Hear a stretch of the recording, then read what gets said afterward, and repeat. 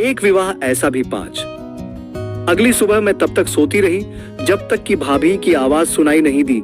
उनके जगाने के बाद टाइम देखा तो मालूम चला मैं तो लेट हो गई।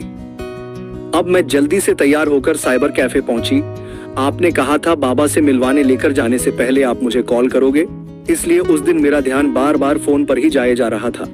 और इसी सब में अंकल जी ने जब पूछा कि मैं लेट कैसे हो गई, मुझे कुछ समझ नहीं आया कि क्या बोलूं, और मैंने पहली बार उनसे भी झूठ बोल दिया कि तबीयत ठीक नहीं है। और बस इतना सुन उन्होंने फिर मुझे कुछ नहीं कहा और थोड़ी देर बाद वो वहां से चले गए। बड़े साहिब जी, आपको याद है जब आपने उस दिन मुझे कॉल करी थी, मैंने रिंग बजने से पहले ही आपकी कॉल रिसीव करते हुए फोन कान पर लगा लिया था। सच में वो बात ना बहुत अजीब थी। मैं आपकी कॉल का वेट तो कर रही थी, लेकिन जब आपकी कॉल आई और आपका पूछना कि अब मैं आपको लेने आ सकता हूँ, मेरे हाँ कहने पर आपने तो फोन रख दिया था। लेकिन तब ना, पता है मुझे कितना अजीब लगा था। मैं तो अपनी ही हरकत पर खुद से गुस्सा हो गई थी कि मैं कैसी हूँ, रिंग भी नहीं बजने दी और फोन उठा लिया। मुझे ना तब लग रहा था आप मेरे बारे में पता नहीं क्या सोच रहे होगे। मेरे तो दिमाग में ये बात भी आ रही थी कि कहीं आपने मिलकर पूछ लिया कि मैं क्या फोन कान पर ही लगाकर बैठी थी, तब मैं आपसे क्या कहूंगी। लेकिन ऐसा कुछ नहीं हुआ, क्योंकि आपने तो मेरे जल्दी से फोन उठाने वाली बात पर कुछ पूछा ही नहीं। बस मुझे अग्रवाल स्वीट्स पर लेकर पहुंचे और मुझसे पूछा कि क्या कल रात को मैंने खाना खाया था। पता है साहिब जी, आपका ये वाला सवाल सुनकर तो एक बार को मुझे लगा आप कोई भूत हो। मेरे बिना बताए ही आपको पता चल गया कि मैंने रात को दिया आपका वाला खाने का पैकेट। उसमें से खाना तो दूर, मैंने उसे खोलकर भी नहीं देखा था। मैं सोच रही थी कि खाना तो आदमी तभी खाएगा ना जब उसे भूख लगेगी। इतने में आपकी फिर आवाज सुनाई दी और डर कर मेरे मुंह से फिर झूठ निकल गया कि हाँ खाया था।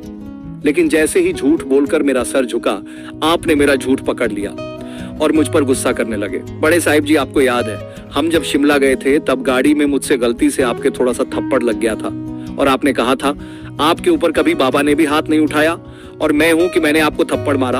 आपको तो मैंने गलती से मार दिया था, लेकिन आप जो मुझे उस दिन रास्ते में डांट रहे थे वो भी तब जब आप मुझको जानते भी नहीं थे। मुझको कैसा लगा होगा मुझे मालूम है आपने नहीं सोचा होगा, क्योंकि तब तो आप जलकुकड़े थे ना, और जलकुकड़े का काम सिर्फ गुस्सा करना होता है, जो आप तब कर रहे थे।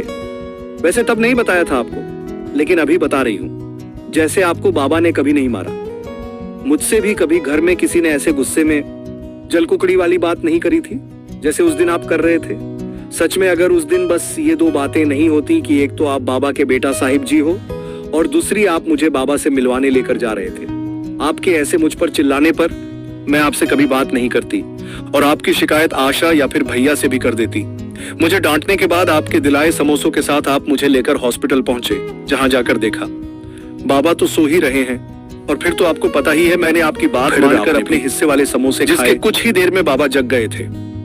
आप तब वहां हमारे साथ रूम में नहीं थे, आप बाहर गए थे और बस मेरे बिना कुछ पूछे ही बाबा ने अपने आप से आपके आने से पहले ही मेरे उन सभी सवालों के जवाब एक एक कर दे दिए थे जो आपसे मिलने के बाद से मेरे मन में थे।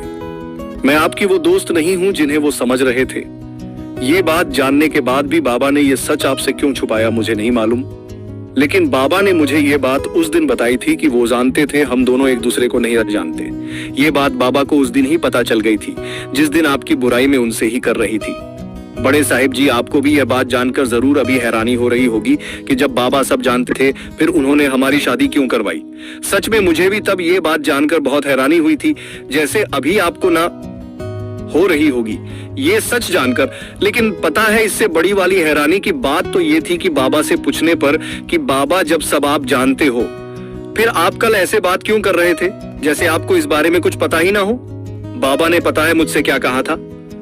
बाबा ने तब मेरे सवाल का जवाब मेरे सर पर हाथ रखते हुए दिया कि वो पहले नहीं जानते थे कि आप और मैं दोस्त नहीं हैं। उन्हें बस कुछ गलतफहमी हो गई थी जब एक दिन उन्होंने आपको साइबर कैफे के बाहर मुस्कुराते हुए देखा था। उन्हें लगा था आप मुझे देखकर मुस्कुरा रहे हो।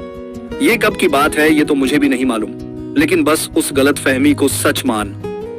उन्होंने पहले आपके मुंह से सच निकलवाना चाहा, लेकिन जब आपने उन्हें नहीं बताया कि आप किसी लड़की को पसंद करते हो, बाबा ने खुद से फैसला लिया आप सीधा उस लड़की से मिलोगे और सारा सच उससे ही सुनोगे, यानी मुझसे, क्योंकि तब उन्हें वो लड़की मैं ही लग रही थी। और ऐसे पहले बाबा ने पता नहीं कहां से कुछ बातें मेरे बारे में पता करी और फिर मुझसे मिलने लगे।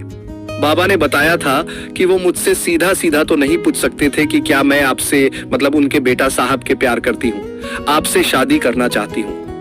इसलिए उन्होंने अपना वाला रास्ता निकाला, सीधा मेरा आपसे सामना करवाने का। लेकिन धीरे धीरे जैसे जैसे मेरे साथ बाबा की दोस्ती पक्की होती गई, बाबा को शक होने लगा कि मैं आपको नहीं जानती, क्योंकि जानती होती तो अब तक तो मैं कुछ तो रिएक्ट करती ही। जितना कुछ बाबा ने हिंट दिया था कि बाबा आपके दादू हैं, लेकिन मैं जब आपको जानती नहीं थी तो मैं क्या कहती उनसे।